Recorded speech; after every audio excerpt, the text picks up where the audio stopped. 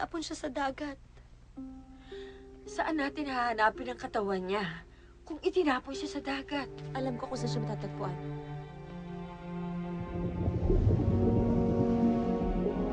Kailangan makita natin ang katawan niya.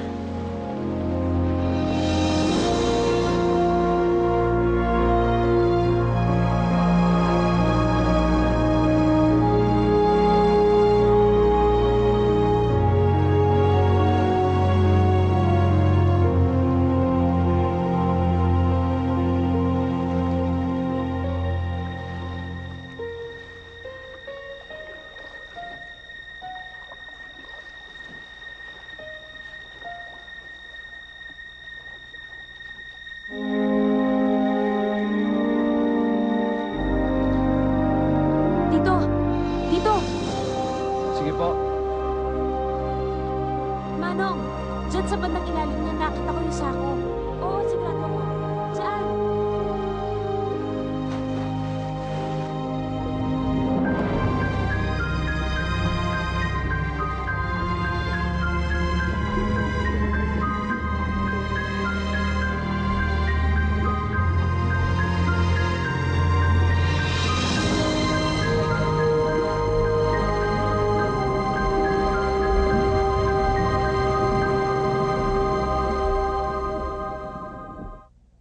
Ruthie, don't worry, ha? Inaayos na ni Eileen at Romina ang lahat.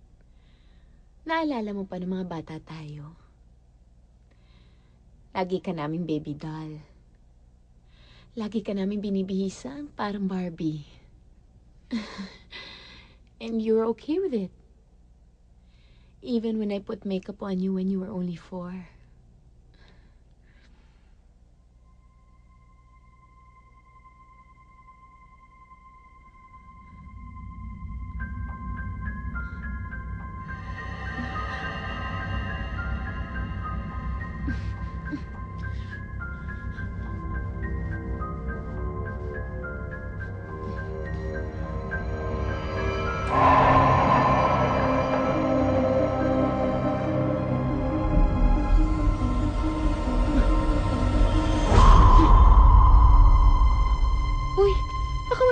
Nasasaktan ako, ha?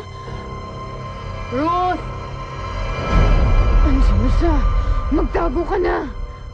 Ano ba? Tiyon mo nga ako, Ruth. Ruth, ano ba? Nasasaktan ako, ha?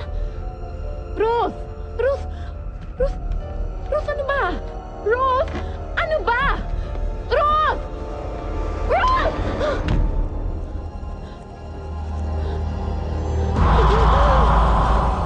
Hindi ako papayag. Hindi mo ako mapapatay.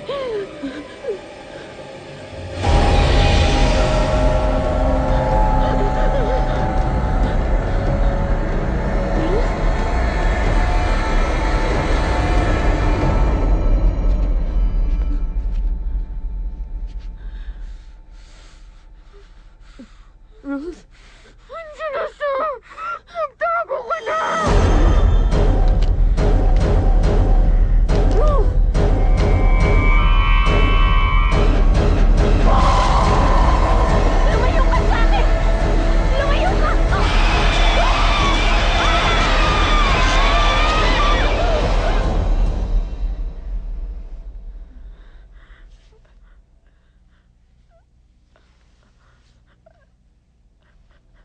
Ate Sandra?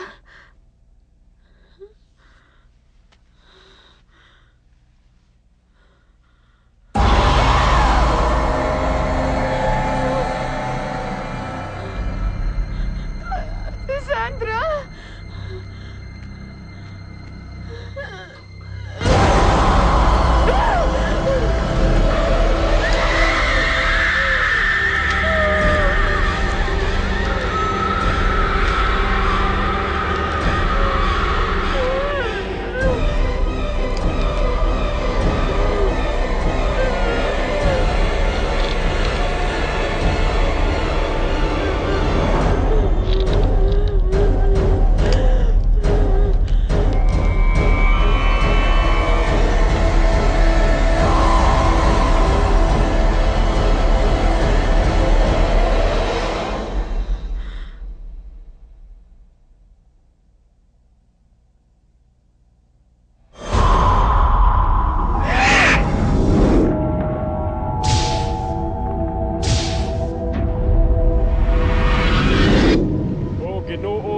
gagahom sa tanan.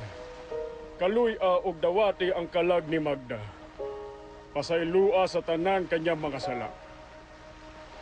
Sanga sa Ama, sa Anak, sa Espiritu Santo. Amen. Hinaot na ang kalag ng atong igsuon ay makasud sa langit. Ano bang nangyayari dyan? Sanga sa Ama, Bali-bali ang mga buto. sa Anak, sa Espiritu Santo. Kawawa naman.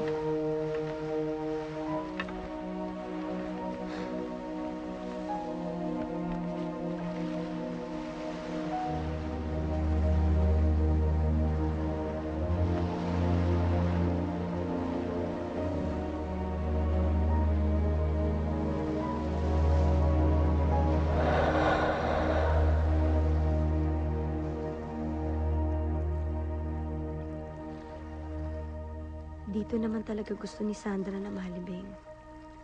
Huwag niyong kalilimutang sumulat o tumawag na lang sa akin, ha? Opo. At dubayan nawa kayo ng may kapal.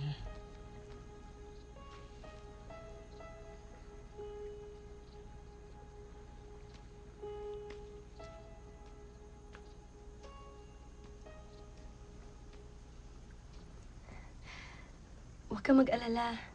Aalagaan ka namin ni ate. Sana gumaling na siya. Ngayong pupunta ka na sa Manila, babalik ka pa ba dito? Siguro po kay ate muna ako titira. Kahit magtagal ka doon, Romina, okay lang.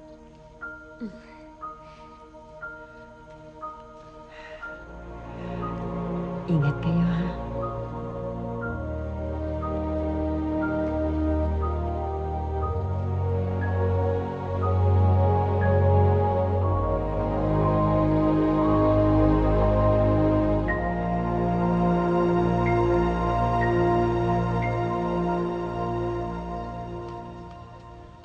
Lagring,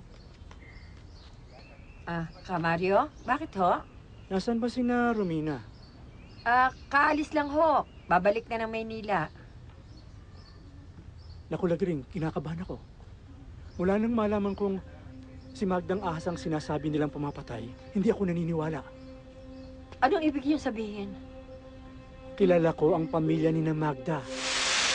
Tinawag lang siyang Magdang Ahas dahil ipinaglihi daw siya sa ahas. Dahil sa kaliskis sa kanyang mukha at sa kanan niyang kamay.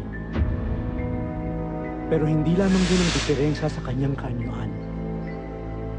Pati na sa kanyang pag-iisip. Isip bata siya nang siya'y lumaki.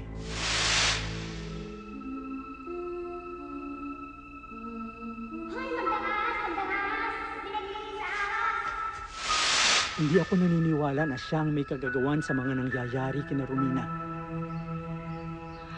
Sino ho? May tinutukoy ba kayo? Si Melda, ang kakambal ni Magda. Magkamukhang magkamukha sila kapag tatakpan